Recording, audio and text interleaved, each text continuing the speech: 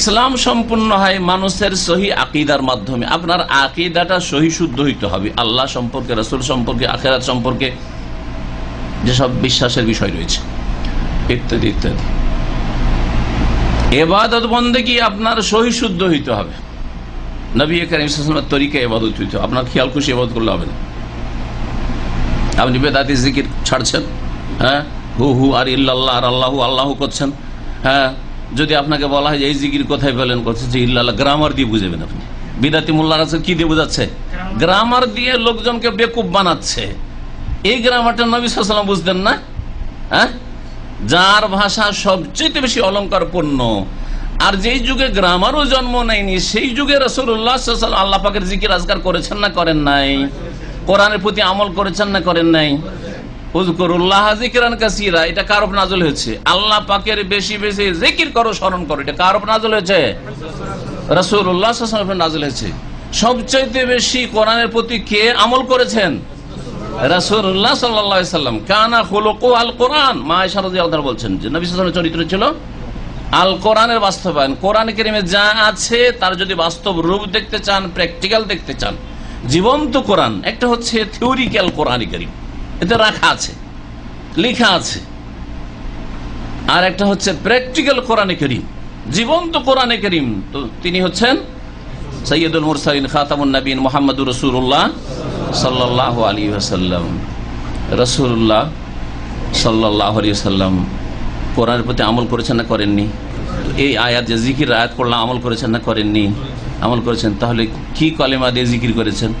সুবহানাল্লাহ, আলহামদুলিল্লাহ, আল্লাহু আকবার, হ্যাঁ, লা ইলাহা ইল্লাল্লাহ, হ্যাঁ, এগুলোকে নবী সাল্লাল্লাহু আলাইহি ওয়াসাল্লাম বলেছেন আহাব্বুল কালামি ইলাল্লাহি আরবা। এছাড়া অন্যান্য তাসবিহ তাহলিল যেগুলো রয়েছে, ইস্তিগফার রয়েছে, সবগুলি আল্লাহ পাকের জিকির। কিন্তু ইল্লাল্লাহ জিকির, ইল্লাল্লাহ ইল্লাল্লাহ, হ্যাঁ, লা ইলাহা বাদ দিয়ে শুধু ইল্লাল্লাহ ইল্লাল্লাহ করা, আর বা আল্লাহু আল্লাহু শুধু শব্দের জিকির করা, বা সব কিছু বাদ দিয়ে শুধু হাহু হাহু করা, এই যে আমাদের দেশি জিকির, এই জিকির নবী করিম সাল্লাল্লাহু আলাইহি ওয়াসাল্লাম কেন করলেন না? বিদআত পন্থীরা এটা দেখার ধার ধারে না, যে নবীর তরিকায় ইবাদত করতে হবে, এটার ধার ধারে না। ওরা নিজের তরিকায় ইবাদতবন্দি করবে, জিকির করবে। এবার বুঝতে পেরেছেন আমাদের মাঝে আর তাদের মাঝে পার্থক্য?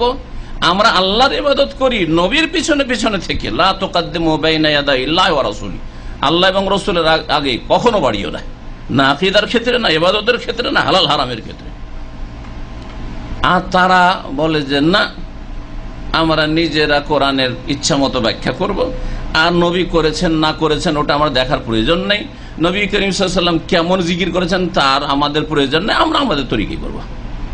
এখন আপনাদের কি কোনটা সহি শুদ্ধ লাগছে? আপনাদের আল্লাহ বিবেক দিয়েছেন, বুঝার তৌফিক দিয়েছেন। আমার কথা এবং তাদের যুক্তিতে পার্থক্য করার প্রত্যেককে আল্লাহ শক্তি দিয়েছেন। এমন একেবারে অধম করেননি যে কিছু বুঝেন না, এইরকম করেনি আল্লাহ পাক রব্বুল আলামিন। বুঝতে পারছেন কথা? সুতরাং ওই সব ধোঁকাবাজিতে পড়বেন না বিদাতি মোল্লাদের, হ্যাঁ, যে গ্রামারে এই দিয়েও অর্থ পূরণ হইতে পারে, এই হইতে পারে, সেই হইতে পারে, হতে পারে না, আসলে ধোঁকাবাজ। হ্যাঁ, যদি এখানে বলা হয় যে ইল্লা আনতা, ইল্লা আনতা মানে কি? শুধুমাত্র তুমি, শুধুমাত্র তুমি, বা শুধুমাত্র আপনি, মানে কি হবে? কিছু বুঝতে পারছেন? কিছু বুঝতে পারছেন? কিচ্ছু বোঝা যাচ্ছে না। হ্যাঁ, কখন এটা বোঝা যাবে?